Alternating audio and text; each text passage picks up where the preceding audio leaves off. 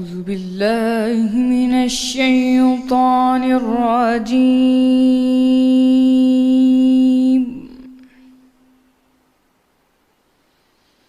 بسم الله الرحمن الرحيم.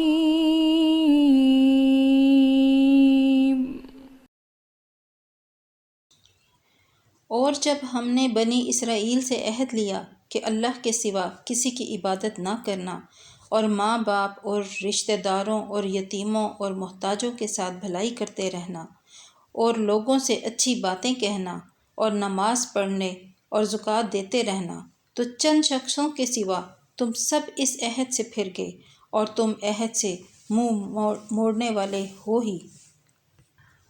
اور جب ہم نے تم سے عہد لیا کہ آپس میں کشت و خون نہ کرنا، نہ ایک دوسرے کو گھر سے بے گھر کرنا، تو تم نے اقرار کر لیا اور تم اس بات کے گواہ ہو۔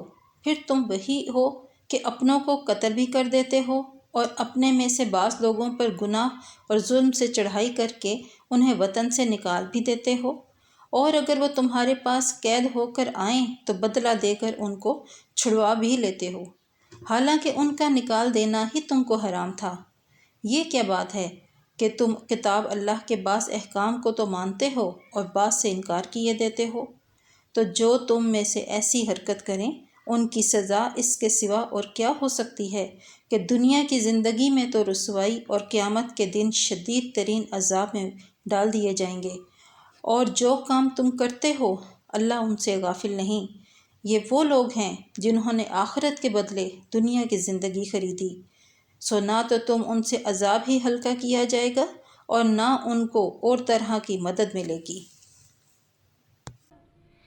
صدق اللہ